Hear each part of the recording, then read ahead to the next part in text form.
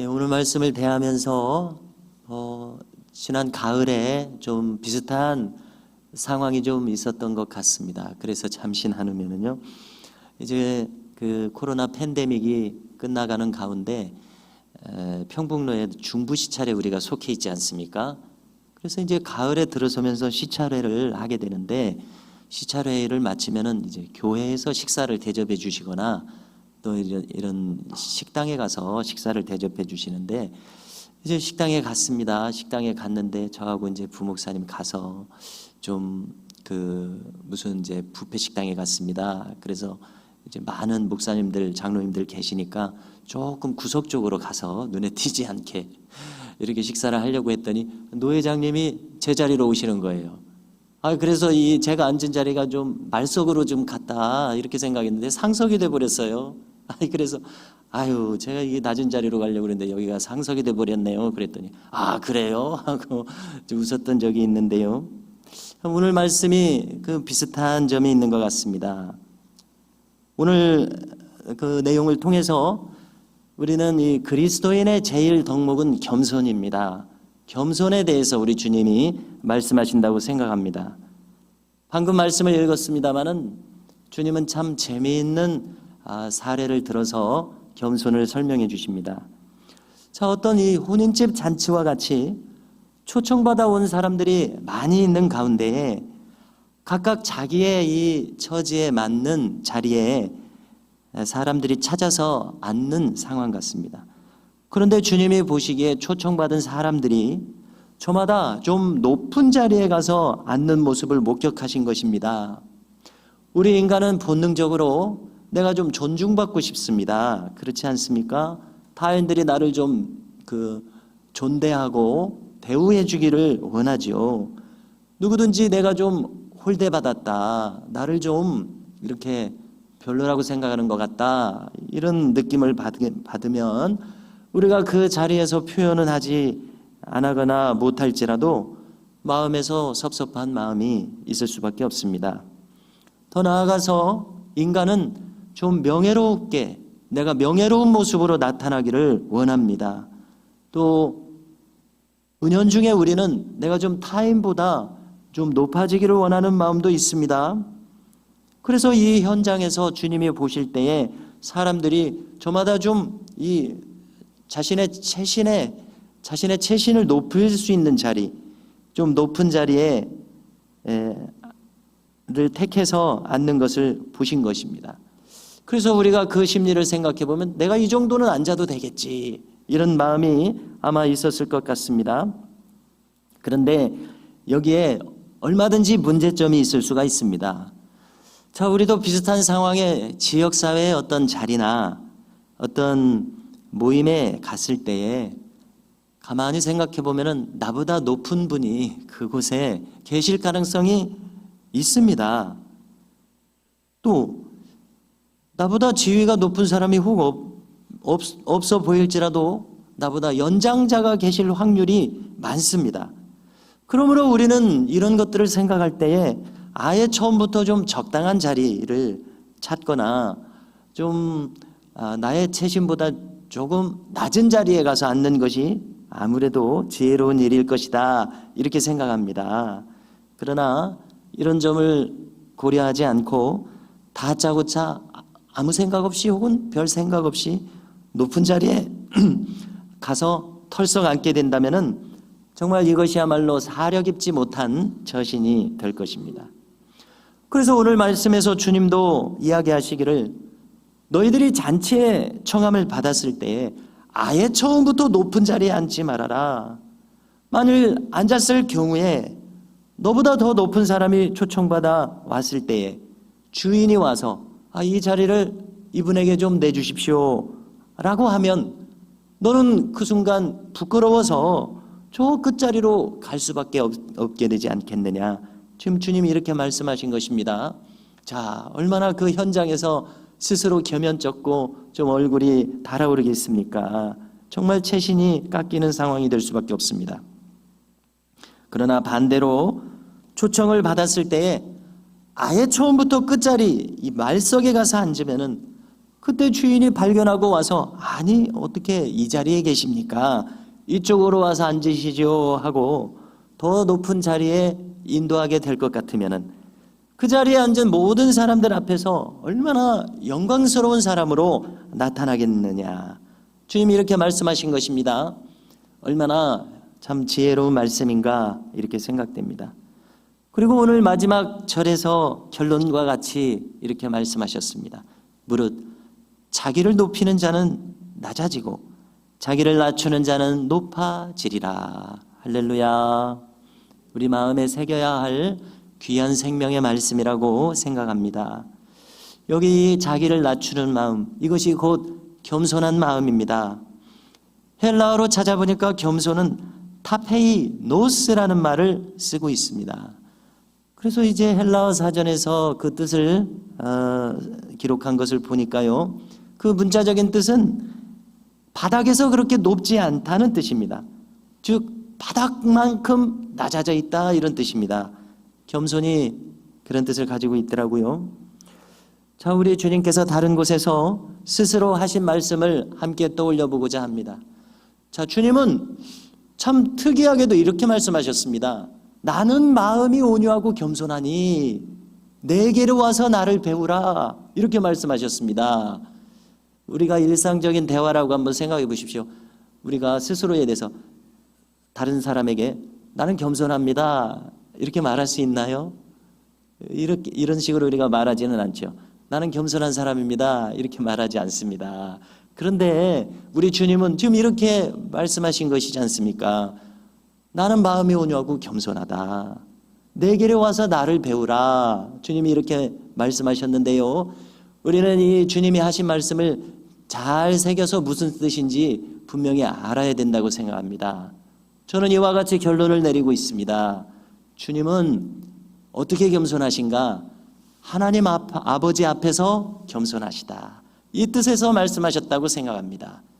우리가 잘 아시듯이 주님의 이 땅에 오신 공생의 사역 중에서 가장 결정적인 장면, 클라이막스의 장면은 무엇이겠습니까?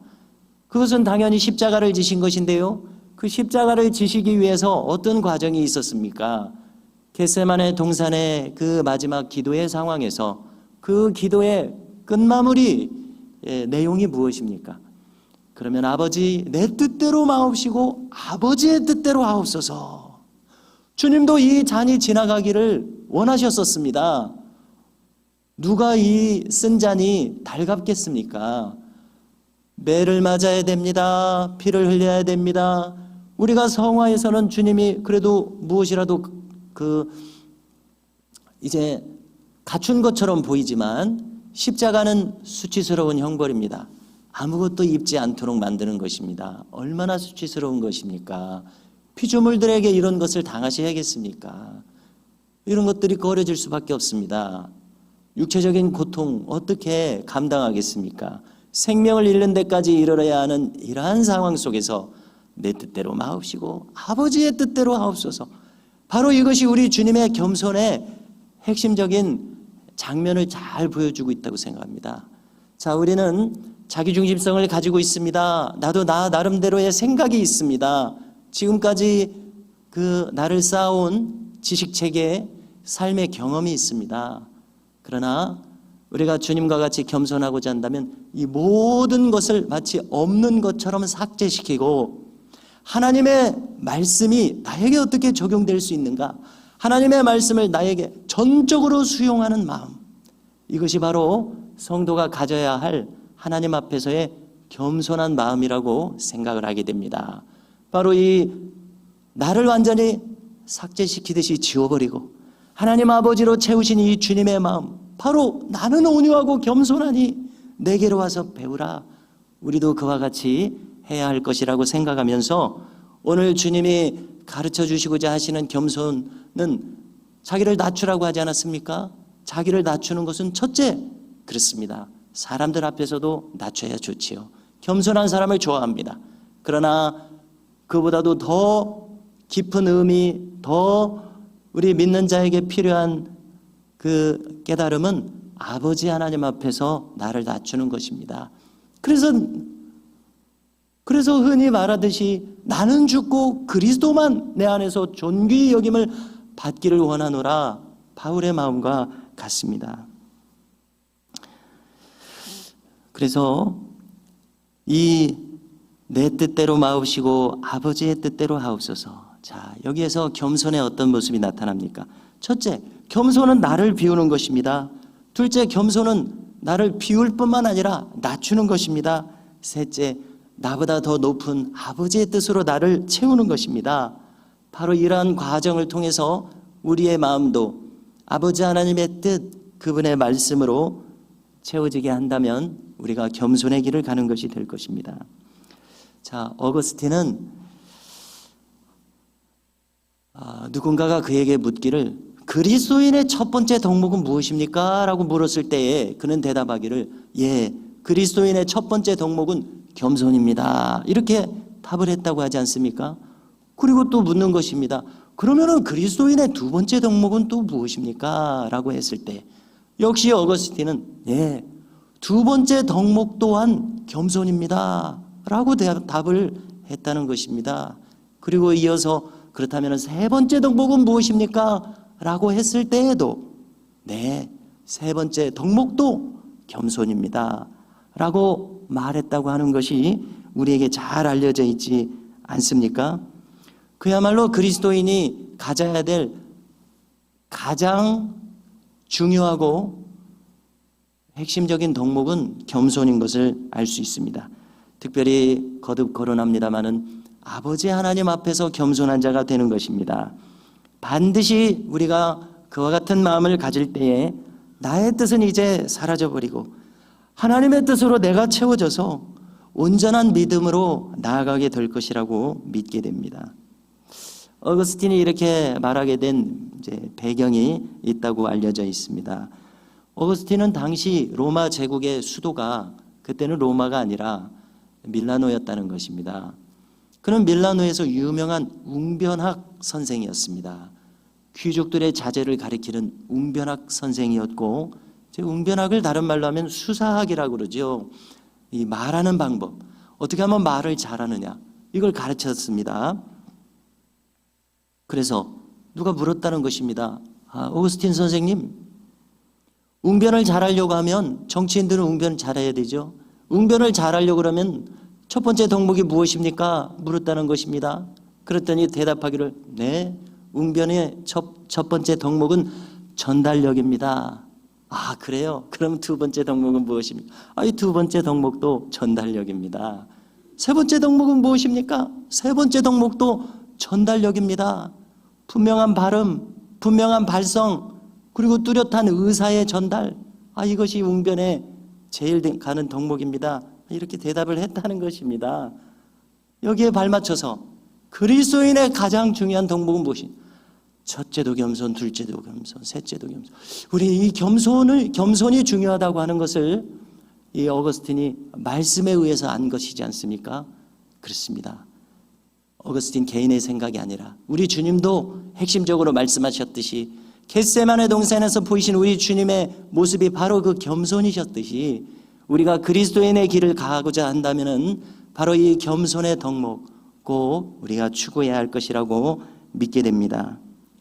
첫째로 우리는 겸손에 대해서 생각할 때 예수님처럼 하나님 앞에, 아버지 앞에서 겸손해야 되겠습니다. 아니, 겸손할 수밖에 없습니다. 다른 태도를 가질 도리가 없습니다. 겸손하다고 하는 것은 달리 말하면 무슨 뜻입니까? 그 대상을 존경한다는 뜻입니다. 우리가 존경하게 되면은 사랑하게 됩니다. 존경하게 되면은 배우게 됩니다. 존경하게 되면은 닮게 됩니다. 존경하게 되면은 그분의 인품을 거리낌 없이 수용합니다. 신뢰하고 의심치 않고 수용하고 환영합니다. 또 그분의 말씀을 수용합니다. 받듭니다. 이것이 바로 그 대상 앞에서 겸손한 마음입니다. 우리가 마르다와 마리아가 주님을 대접했을 때에 마리아가 주님 앞에서 발치해서 즐거이 주님의 얼굴을 바라보며 그 떨어지는 말씀을 즐거이 받았지 않았습니까? 이것이 겸손함으로 존경하고 겸손함으로 사랑하고 겸손함으로 다 수용하는 그러한 자세라고 생각을 하는데요. 우리가 겸손하다면 하나님을 존경합니다. 사랑합니다. 하나님 말씀 다 받아들입니다. 그리고 그것을 지키고 따르고자 합니다. 그러나 교만한 마음은 당장 하나님의 말씀을 거절합니다. 자기가 똑똑하고 자기 생각이 가득 차 있기에 하나님의 말씀을 거절하는 것이죠.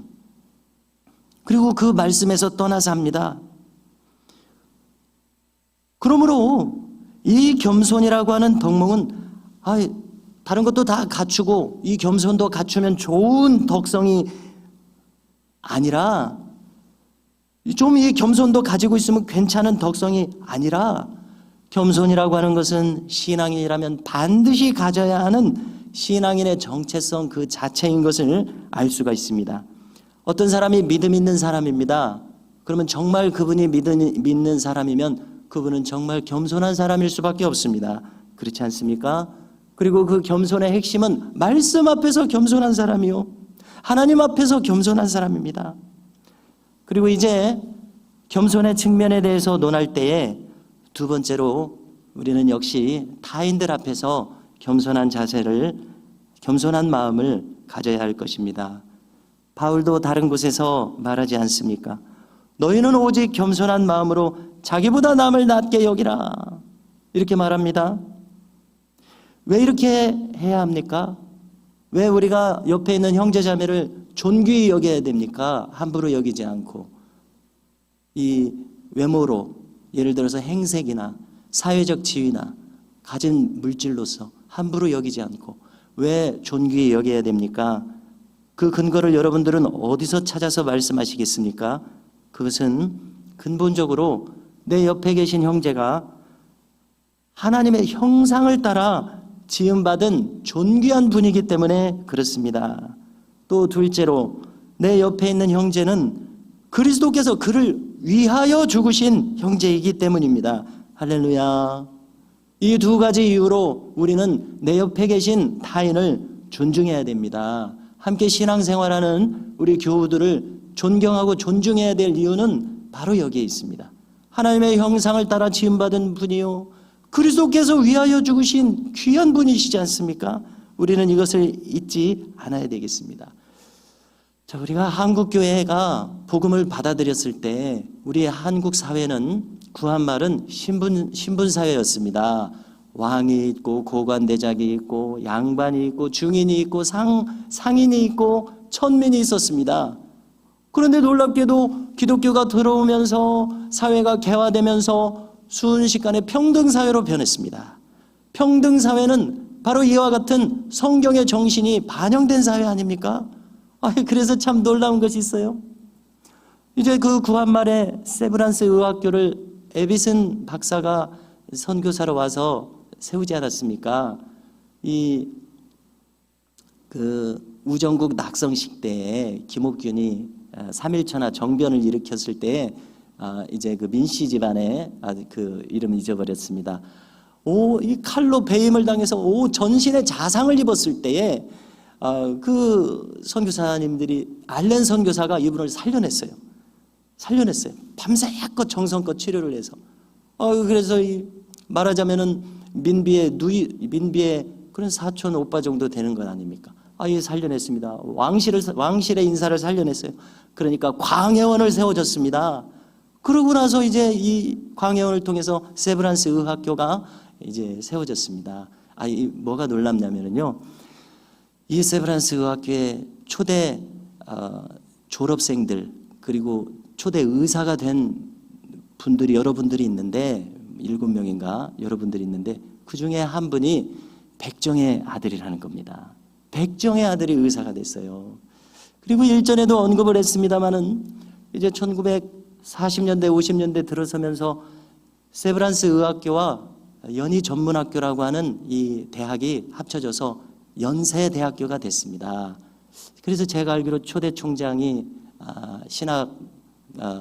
신학을 하시고 교회 역사를 하시고, 그다음에 아마 초대 문교부 장관을 하신 백낙준 박사신데, 이분도 백정의 자식이라는 것입니다. 얼마나 이 놀라운 일입니까? 이 당장 평등사회가 되니까 그 한 세대 전만 해도 천대받던 신분의 분들이 이렇게 높은 자리에 올라서 사회를 이끄는 지도자가 될 수가 있었어요. 기독교만이 이렇게 할 수 있다고 생각을 합니다. 바로 어디서 왔습니까? 그가 하나님의 형상으로 지음받았고 또 그리스도께서 위하여 죽으신 형제이기 때문에 그렇습니다. 그러므로 우리 교회는 어떤 곳입니까? 우리가 인간 대 인간으로서 존귀 여김을 받을 수 있는 곳이 이 교회입니다. 교회는 사회적 지위를 가지고 들어오는 곳이 아닙니다. 물질의 유물을 가지고 들어오는 곳이 아닙니다. 여러 가지 인간의 외적 조건을 가지고 하나님 앞에 서는 곳이 아닙니다. 이곳은 하나님의 형상대로 지음받은 존귀한 인간으로서 하나님께 예배하는 귀한 자리인 줄로 믿습니다. 야고보 사도가 말합니다. 주 앞에서 낮추라. 그리하면 주께서 너희를 높이시리라 말씀하셨고요. 베드로도 말합니다. 하나님의 능하신 손 아래서 겸손하라. 때가 되면 너희를 높이시리라. 스스로 높아지려고 하는 사람이 우리 주변에 있다면요, 그를 마음속에서부터 존경할 사람은 없습니다. 그렇지 않습니까? 스스로 겸손히 행하는 사람을 우리가 존경하게 돼 있어요. 나도 모르게요. 그러나 스스로를 높이고자 하는 사람은 우리가 그를 좋게 보아지지 않습니다. 우리는 예루살렘으로 가는 도상에서 12제자와 함께 세베대의 아들들의 어머니가 동행하면서 주님께 이렇게 말씀드린 것을 잘 알고 있습니다. 주의 나라가 임하실 때 야고보와 요한을, 저의 아들 야고보와 요한을 하나는 주님의 우편에 하나는 주님의 좌편에 이렇게 높여서 좀 주의 나라 임하실 때 사용하십시오. 사용해 주십시오. 이렇게 간청했습니다. 자, 여기 지금 수제자는 베드로인데 베드로는 지금 어디 지워져 버렸어요. 자, 이때에 주님이 뭐라고 말씀하셨습니까? 지금 높아지기를 원하는 것 아닙니까? 너희는 자기가 구하는 것을 알지 못하는도다. 너희는 내가 마시려는 잔을 마실 수 있느냐 물으셨습니다. 그때 요한과 야고보가 바로 대답했습니다. 예, 주님, 제가 마실 수 있습니다. 그랬더니 이것이야말로 그들이 모든 전말을 알고 대답하는 것은 아니었습니다. 그때 주님 미래에 대해서 말씀하십니다. 그래, 과연 너희가 내 잔을 마시려니와 내 좌우편에 앉는 것은 나의 줄 것이 아니니라. 내 아버지께서 누구를 위하여 예배하셨든지 그들이 얻을 것이니라. 무슨 뜻입니까? 얻을 만한 사람이 얻게 돼 있다. 내가 준다고 해서 주어지는 자리가 아니니라. 거기 당연히 앉게 될 사람이 그 높은 자리에 앉게 돼 있다. 이런 말씀이시잖아요. 여기 주님의 잔은 무엇입니까? 이 주님의 잔을 마신 사람이 앉게 될 것 아닙니까? 그것은 십자가의 잔입니다. 고난의 잔입니다. 왜냐하면 이 세상의 속성이 그렇습니다. 하나님 앞에서 진정 겸손하여 그분의 뜻대로 살아가고자 하는 자, 예수님 받을 준비가 되어 있지 않습니다. 예레미야 받을 준비가 되어 있지 않습니다. 세례 요한 받을 준비가 되어 있지 않습니다.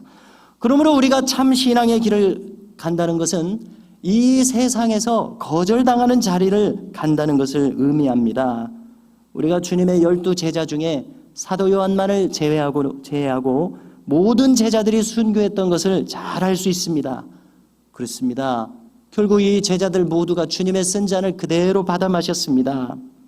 우리는 이 주님의 좌우편에 앉도록 높여질 사람들은 주님처럼 깊은 겸손을 가지고 그만큼 하나님 아버지의 뜻을 받들어 행할 만큼 그 마음이 낮아질 대로 낮아진 사람들일 것이라는 것을 결코 잊어서는 아니 되겠습니다. 지금 여기 야고보와 요한 그리고 나머지 제자들이요, 이 대화를 듣고 있다가 어떻게 했습니까? 이를 간다는 것은 제가 한 말이고 분을 내었다고 기록되어 있습니다. 왜 그렇습니까? 그들도 지금 똑같은 마음입니다. 그들도 지금 예수님께서 무엇인가를 하실 것 같은데, 예수님께서 이루시는 그 나라에 나도 이제 12제자니까, 여기 지금 5,000명도 모였었습니다. 그 중에 나 12제자니까 주님 가장 측근이기에 분명히 나도 높임받는 자리에 있게 될 것이다. 제자들 생각의 수준이 이 정도 수준이었습니다. 똑같은 마음이었습니다. 그들도 다른 제자들보다 높아지려고 했습니다. 그러기에 이 둘에 대해서 분노했다고 기록했습니다. 이것은 아직 그들이 신앙의 본질을 잘 알지 못하고 있는 것을 드러내는 장면이라고 생각합니다. 세상의 단체와 똑같은 줄 알았던 것입니다. 세상 사람들과 똑같은 방식으로 높아진다고 생각했던 것이 틀림없습니다. 하나님의 나라에서 높아지는 것이 세상에서 명예를 얻는 것처럼 높아지는 것이라고 생각했음이 틀림없습니다. 그렇지 않습니다. 예수님처럼 자신을 가장 낮추는 일을 오히려 하나님은 때가 되면 높이시는 이 원리를 우리는 알아야 되겠습니다. 엿보기를 주님의 마음은 이렇게 아직 천지분간을 못하는 제자들의 발을 씻어주실 만큼 낮아진 마음에서 섬겨주시는 마음이셨습니다. 십자가에서 생명까지 주시면서 섬겨주시는 마음이셨습니다. 그러므로 만일 우리도 감히 하나님 나라에서 내가 참 높이 존귀한 그러한 인물이 되고자 한다면은 우리는 어떤 마음이 필요합니까? 이렇게 주님처럼 형제를 섬기는 마음이 필요하겠습니다. 그리하면 때가 되면 우리를 자연히 높이시는 놀랍고 존귀한 일이 우리에게도 있게 될 것을 믿게 됩니다.